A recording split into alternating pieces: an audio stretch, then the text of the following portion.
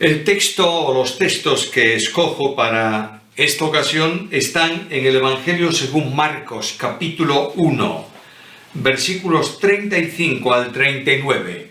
Leo ahí en la palabra del Señor que dice así: Levantándose, se refiere a Jesús, levantándose muy de mañana, siendo aún muy oscuro, salió y se fue a un lugar desierto y allí oraba. Y le buscó Simón y los que con él estaban, y hallándole, le dijeron: todos te buscan. Y él les dijo: vamos a los lugares vecinos para que predique también allí, porque para esto he venido. Y predicaba en las sinagogas de ellos en toda Galilea, y echaba fuera a los demonios. Cristo se levanta temprano, ora.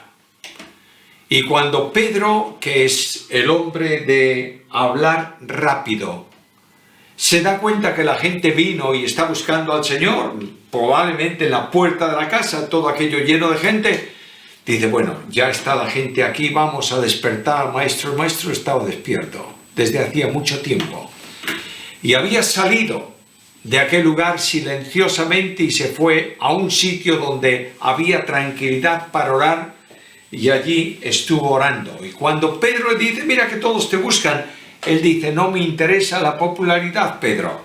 Vamos a las ciudades vecinas para predicar el Evangelio, porque para esto he venido.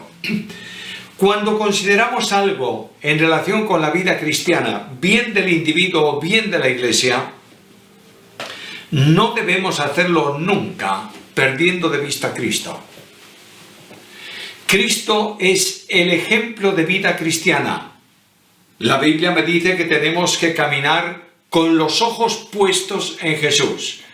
Y no hay nada que la Iglesia deba hacer con éxito que no sea una referencia a lo que Cristo hizo en ese sentido. Por tanto, cuando consideramos el tema de la oración, siempre importante, siempre vital, nos damos cuenta que hay exhortaciones continuadas para practicar la oración, tanto individual como colectivamente, tanto el creyente como persona, como la Iglesia según el conjunto de creyentes. Hay aquella exhortación de Pablo en la carta primera a los Tesalonicenses, capítulo 5 y versículo 17, en donde leo: orad sin cesar. En Efesios capítulo 6, versículo 18, dice: orando en todo tiempo con toda oración y súplica en el Espíritu. Los apóstoles fueron hombres de oración. La iglesia primitiva es una iglesia que oraba. Por tanto, debemos aproximarnos a este tema no tanto como el cumplimiento de un mandato, sino como un privilegio necesario para llevar a cabo eficazmente la misión. Cristo un día contó una parábola, y el objetivo de esa parábola era enseñar a los discípulos la necesidad de orar siempre y no desmayar. Lucas capítulo 19, versículo 1. Considerando el tema, es bueno recordar tres cosas que pueden ayudarnos para una comprensión general de la oración, del poder de la oración y de la necesidad de la oración. En primer lugar, el ejemplo. Y no puede ser otro más que el ejemplo de Jesús. En segundo lugar, el compromiso que ese ejemplo trae en el creyente y en la iglesia. Y finalmente, nuestra responsabilidad sobre atender o no a la enseñanza del ejemplo de Cristo y a la dimensión que el Nuevo Testamento establece en el área de la oración. Primeramente, el ejemplo. Cristo fue un hombre de oración. Basta una lectura corrida de los evangelios para verificarlo. Jesús oraba en todo momento. Y hay una pregunta importante, pero bueno, ¿necesitaba orar el Señor? En Jesucristo hay dos naturalezas en una sola persona. Es la gran verdad de la cristología. Cristo es la persona del Verbo eterno, del Hijo de Dios, que tomó una naturaleza humana por concepción virginal, obra del Espíritu Santo en el seno de María. Desde ese momento de la concepción, en Cristo hay dos naturalezas. La naturaleza divina que le corresponde eternamente porque es Dios, y la naturaleza humana que adquiere, que incorpora, que hace subsistir en su persona divina por obra del Espíritu Santo. El Señor Jesucristo, por tanto, en su condición divina, recibe incluso la oración, pero en su naturaleza humana, como hombre, necesita orar en diálogo permanente con el Padre suyo que le envía para realizar la misión. Como hombre, Cristo necesita orar, y como hombre, Cristo es ejemplo de oración. Ahora, me llama la atención el modo de orar de Jesús. Cristo dedicó mucho tiempo a la oración, pero Cristo oraba con verdadera insistencia. Voy al texto bíblico, Lucas capítulo 6, versículo 12. En aquellos días él fue al monte a orar y pasó toda la noche orando a Dios. No era un tiempo breve de oración, era una oración larga que comprendía toda la noche, de modo que en un día muy ocupado, con mucha actividad, en un día plenamente atareado, daba paso a una noche de oración. Cristo oraba. Leímos el pasaje inicial en donde se aprecia que Cristo se levantaba muy temprano, aun cuando no había amanecido, antes de arrancar el día, y se iba a un lugar desierto para orar. Cristo preparaba la jornada en oración. No se nos dice que lo hizo así todos los días, pero es lógico que lo hiciera así, por cuanto Marcos destaca en el relato de su evangelio que lo hizo al principio de su ministerio. Cristo oraba. Cristo interrumpía a veces el trabajo para orar.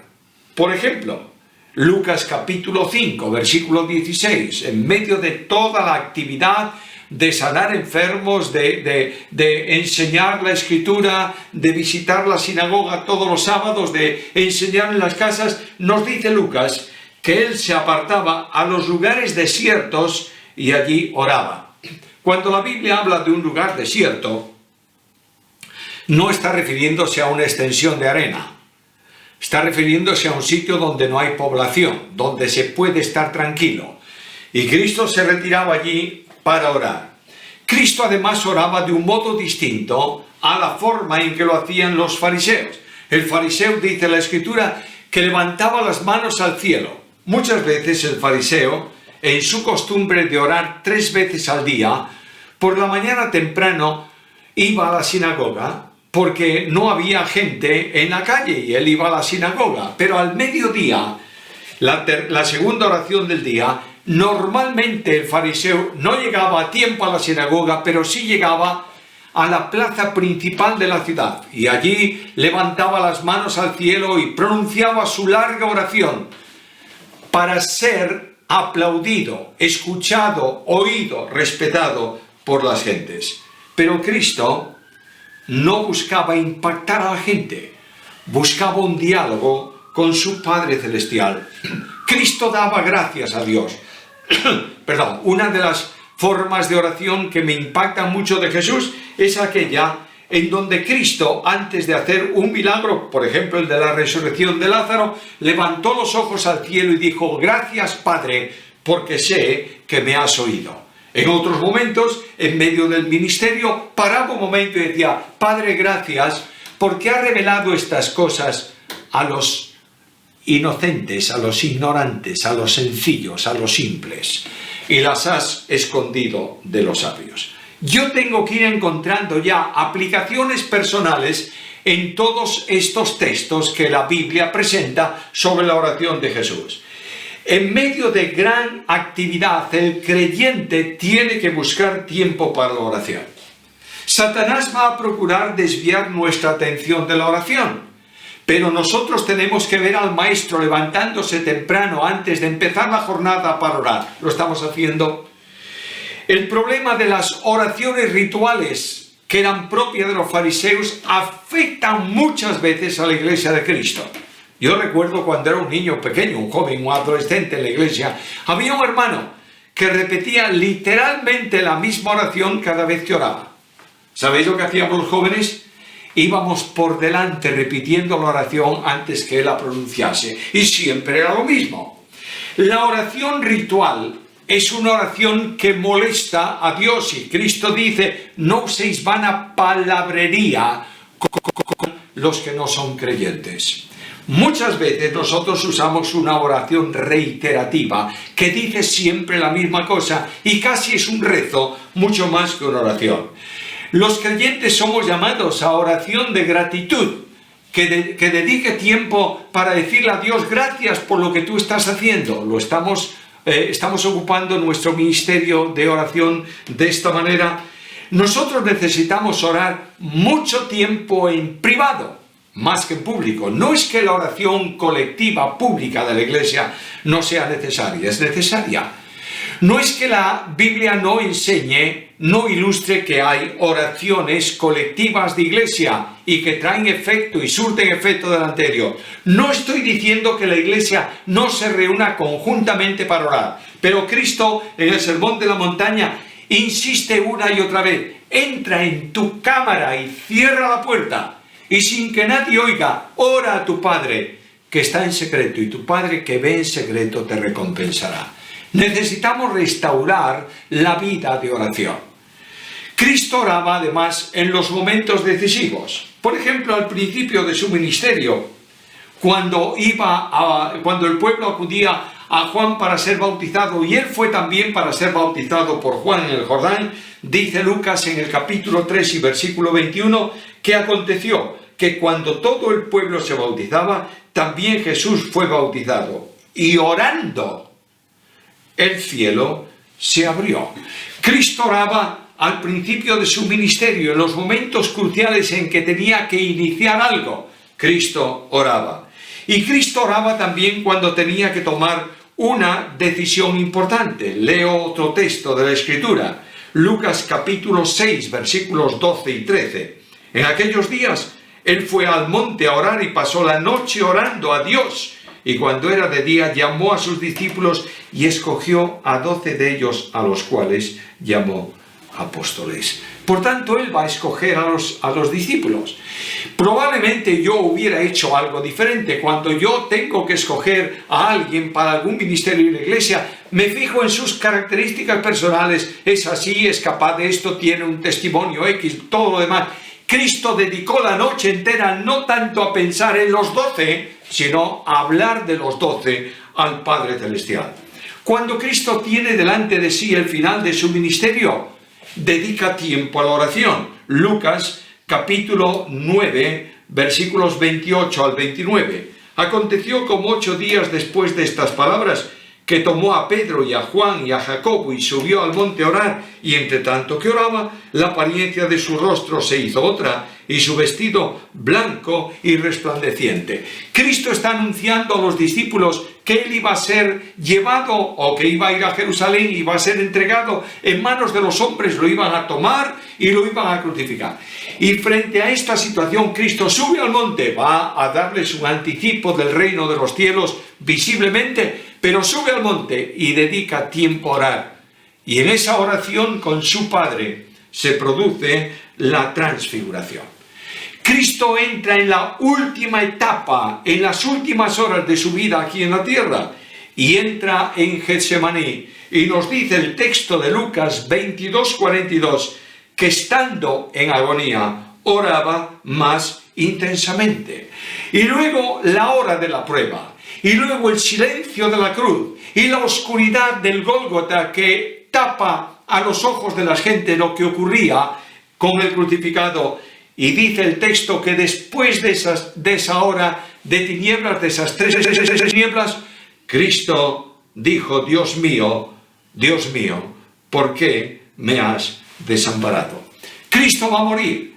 Y en el momento de su muerte, la oración fluye de la boca del Señor. Padre, en tus manos encomiendo mi espíritu. La Iglesia necesita seguir a Cristo en este sentido. Esta oración continuada corresponde a la vida de aquel que está pisando por las huellas que Cristo dejó marcado. Me voy a la iglesia primitiva y encuentro el problema de la persecución en el entorno de los creyentes. Hechos capítulo 4, versículos 23 y siguiente, y veo que la iglesia se reúne ¿para qué? Para orar. Y claro, yo haría una oración muy sencilla: Señor, líbranos de la prueba. Pero la iglesia hace una oración diferente. Aquellos que están orando dicen: soberano Señor, reconociendo primeramente la soberanía de Cristo, el Señor de la iglesia. Y después de orar durante un tiempo dice: concede a tus siervos que prediquen con denuedo tu palabra, y tú te vas a ocupar del resto. Señor, no importa si hay dificultades, si hay inquietudes, si hay persecución, si hay problemas, tú puedes resolverlos, pero nosotros queremos cumplir lo que tú has determinado y establecido. Los líderes de la iglesia tendríamos que orar mucho más en momentos decisivos de la obra. Es experiencia general. Los recuerdos históricos del ministerio para mí son también esos. Siempre hay, en las reuniones de liderazgo de la congregación, siempre hay muchos asuntos que tratar y muy poco tiempo para hacerlos. De manera que permitidme recordaros cómo es habitualmente una reunión de liderazgo de iglesia. Bueno, reunámonos a las 8 de la tarde, estoy poniendo un ejemplo. Y ahí vienen los líderes de la congregación y, oye, tenemos una carpeta así de grande de cosas que tocar y decimos: bueno, por favor, que alguien ponga la reunión en oración. Y la persona dice: Señor, gracias porque nos has traído aquí, gracias porque eres bueno con nosotros, ayúdanos a entender cuál es tu voluntad, en el nombre de Jesús, amén. Y ahora venga a hablar y hablar y hablar del problema número 1, del problema número 2. Y cuando ya la hora está tan avanzada que hay que cortar la reunión porque alguien dice: oye, que mañana yo tengo que levantarme temprano, vámonos a casa. Entonces alguien, habitualmente el que preside la reunión, dice: bueno, que alguien nos despide en oración. Se ha utilizado un larguísimo tiempo hablando de los problemas, pero no se ha usado tiempo ninguno para hablar a Dios de ese problema. Necesitamos recuperar la oración. Cristo además oraba en intercesión. La oración de Juan capítulo 17 es una evidencia de la intercesión de Jesucristo. Él está orando al Padre Celestial. La oración no es solo de intercesión, es una rendición de cuentas. Capítulo 17 de Juan, versículo 4, Jesús dice al Padre: Padre, he acabado la obra que me diste que hiciera. Por tanto, ahora hay un resultado de esta obra. La cruz va a abrir una puerta, va a haber un pueblo grande, salvo por gracia mediante la fe. Y yo vengo a orar, ¿por quién? Por mis hermanos. Capítulo 17 de Juan, versículo 9. Yo ruego por ellos. Versículo 11 del capítulo 17 también de Juan. Guárdalos en tu nombre para que sean uno. Versículo 15, guárdalos del mal. Versículo 17, santifícalos en tu verdad. Notad que está dedicando un tiempo largo a la intercesión.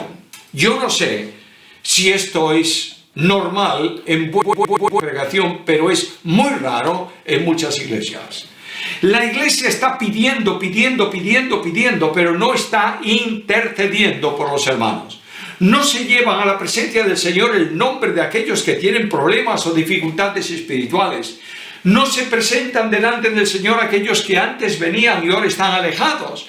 No se presentan delante del Señor las necesidades personales de muchos de los miembros de la congregación.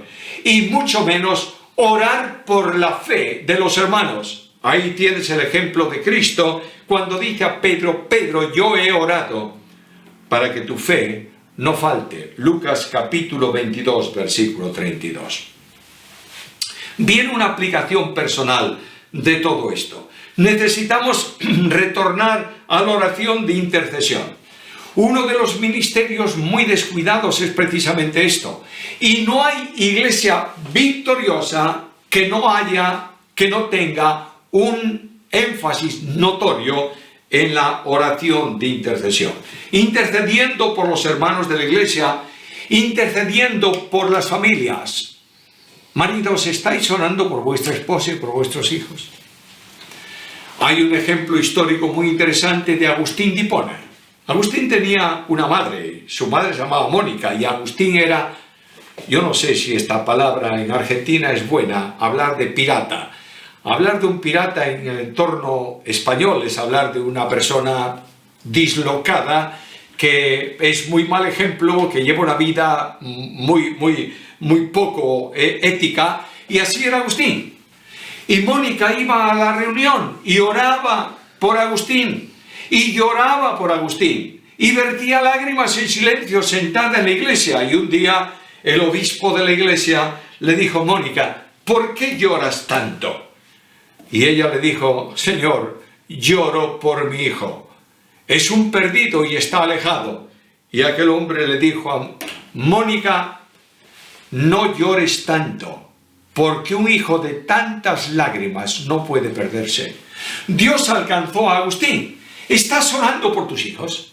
A lo mejor tienes algún hijo rebelde en tu casa.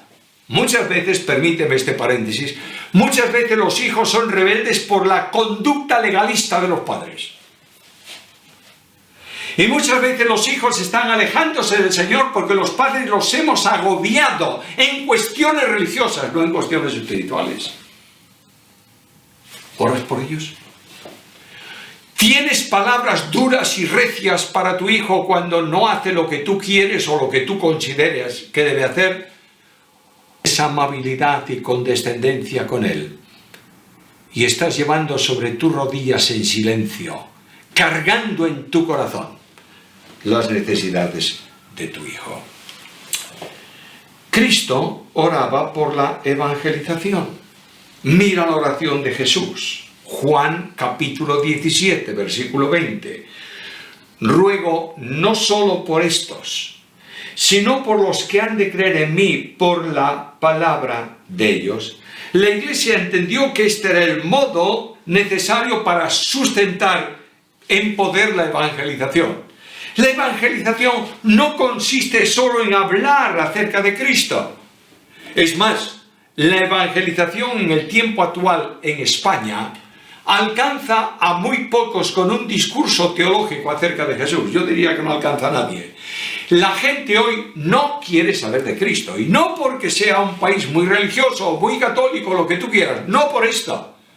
Es porque la gente no tiene interés en nada que tenga que ver con vida diferente a la normal, a la económica, a la material, y no tienen interés en Cristo. Ahora, ¿cómo puedo yo alcanzar para Cristo a otros? Mediante el testimonio personal de una vida cambiada y transformada por el poder de Dios. Vuelvo a hacer referencia al alcance que tiene en la vida de las personas el ejemplo de la conversión de alguien. Y recuerdo haber leído también que un día Agustín de Hipona estaba enseñando acerca de Cristo. Y en uno de los momentos de su enseñanza dijo: quiero deciros que tenemos que creer en todos los milagros de Jesús, en los grandes y en los pequeños. Y claro, como siempre, un alumno que estaba allí escuchándole le dice: ¿cuáles son los milagros pequeños? Y Agustín le dijo: pues mira, la multiplicación de los panes y de los peces, la calma del temporal, la sanidad de los leprosos, la resurrección de Lázaro. Y aquel hombre le dijo: bueno, ¿y cuáles son los grandes? Y Agustín le dijo: mírame, aquí tienes el milagro más grande que hizo Jesús: transformar a un perdido en alguien que le sirve. Hermanos míos, no vale hoy la predicación teórica sin vidas que la responden. Y la Iglesia necesita estar orando por la salud espiritual de los creyentes y pidiendo a Dios que cada uno de ellos sea semejante a Jesús. Dejo ese punto. Voy al segundo. ¿Cuál es el compromiso? Jesús ajustaba la oración a la voluntad de Dios. La comunión con el Padre no fue interrumpida en ningún momento. La oración de Cristo cumplía las exigencias bíblicas de la dependencia, y la máxima expresión de esa oración de dependencia está en las palabras del Señor: no se haga mi voluntad sino la tuya. El propósito de Cristo, el objetivo de Cristo, la comprensión de Cristo en cuanto a su ministerio era dicha de esta manera: mi comida es que haga la voluntad del que me envió y que acabe su obra. Las oraciones de Jesús eran respondidas siempre porque buscaba la gloria de Dios. Escucha Juan capítulo 8, versículo 50. Yo no busco mi obra. Y por esa razón, Cristo decía, Juan 11:42, yo sé que siempre me oyes. La necesidad más urgente de la oración de la Iglesia es ajustar la oración a lo que la palabra de Dios exige. Orar en dependencia y orar en fe. Orar buscando sobre todo la gloria de Dios y no la satisfacción de las necesidades, aunque sean lícitas y propias de la Iglesia. Hermanos queridos, tenemos que comenzar a orar de una forma diferente. A veces tenemos un proyecto en la Iglesia, no importa cuál sea, de evangelización, de reforma, de local, lo que sea, da lo mismo. Y nosotros llevamos al Señor nuestro programa en oración y decimos: Señor, mira, esto es lo que queremos hacer, bendice esta obra. Y esperamos que Dios bendiga. ¿Le hemos preguntado si esa es la obra que Él quiere que hagamos? Voy a poner un ejemplo sencillo que pueda ilustrar esto para que sepáis qué cosa quiero decir. Vamos a hacer una campaña de evangelización. ¿Es bueno? Buenísimo. Muy bien. O si prefieres, en vez de una campaña de evangelización, una conferencia. Somos muy dados los creyentes evangélicos a conferencias. La conferencia anual. Vamos allá. ¿Es malo? No, es muy bueno. Ser edificados en la palabra es muy bueno. Entonces, busquemos un grupo que coordine la conferencia. Y ese grupo se reúne. Y lo primero que piensa es: ¿qué predicador? Bueno, este no, porque hay algunos que dicen que no anda muy bien. Este otro no, porque es muy difícil de entender. Y después de haber examinado no sé cuántos predicadores, por fin queda uno. Al fin ya tenemos predicador. Segundo, tenemos que tener alabanza. ¿Cómo se va a hacer hoy algo sin alabanza? ¿Cuál es el conjunto? Cuidado que estos usan instrumentos que no son muy lícitos para la Iglesia. Y estos cantan algo que no procede de nuestros medios. ¿Oísteis alguna vez esa palabra? Y por fin, después de mucha búsqueda, ya tenemos el grupo de alabanza. O el coro. Muy bien, ya tenemos el coro. La fecha. No, este día no, porque todavía hace frío, mejor un poco más adelante, que hace más calor. Aquí no, porque vienen las vacaciones y por fin entre todos los 365 días del año ya tenemos 4 o 5 que valen. Bueno, son esos días. Y una vez que tenemos elaborado todo el programa con todos los detalles, entonces tomamos el programa y le decimos: Señor, aquí está el programa. Bendícelo. La Iglesia poderosa ora antes de hacer el programa. Y la oración que tenemos que recuperar es muy sencilla. Señor, ¿qué quieres que haga? Y quiero hacerlo conforme a tu voluntad. Hermanos queridos, la oración no es el sistema para que Dios haga la voluntad del creyente, sino el método divino para que el creyente ajuste su vida, su trabajo, su ministerio a la voluntad de Dios. Así enseñó a orar el Señor. Por eso Cristo decía: yo sé que siempre me oye. Esta es la gran necesidad. ¿Tenemos necesidad de orar? Por supuesto. ¿La oración es instrumento victorioso? Naturalmente que sí. ¿Tenemos que incrementar la oración? Tenemos que incrementarla. Tenemos que comenzar a enseñar a orar. La Iglesia tiene que entender que en los tiempos actuales hay que habilitar canales para que el mayor número posible de creyentes esté orando.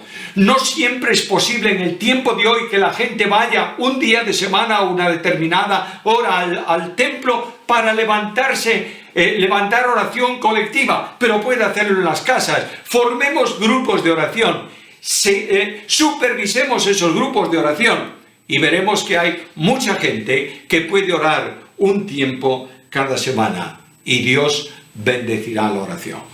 No hay avance de iglesia sin Biblia y sin oración. Por tanto, Dios está llamando a su pueblo hoy a retornar a la verdadera oración. Yo quiero preguntarte, ¿estás contento con la situación de hoy? ¿Crees que necesitas un cambio en tu vida personal? ¿En la de tu familia? ¿Y en la de tu iglesia? Nuestra responsabilidad es volver a la oración y tenemos una promesa de parte del Señor. Clama a mí y yo te responderé y te enseñaré cosas grandes y ocultas que tú no conoces. Necesitamos creyentes que clamen. En cierta ocasión, en la guerra mundial última, cuando en Europa se destruyeron muchas ciudades, cuando los edificios de muchas iglesias fueron derribados por las bombas y había mucha mortandad, una iglesia que sufrió ese impacto de la guerra buscó un lugar para orar y lo encontraron en un claro del bosque.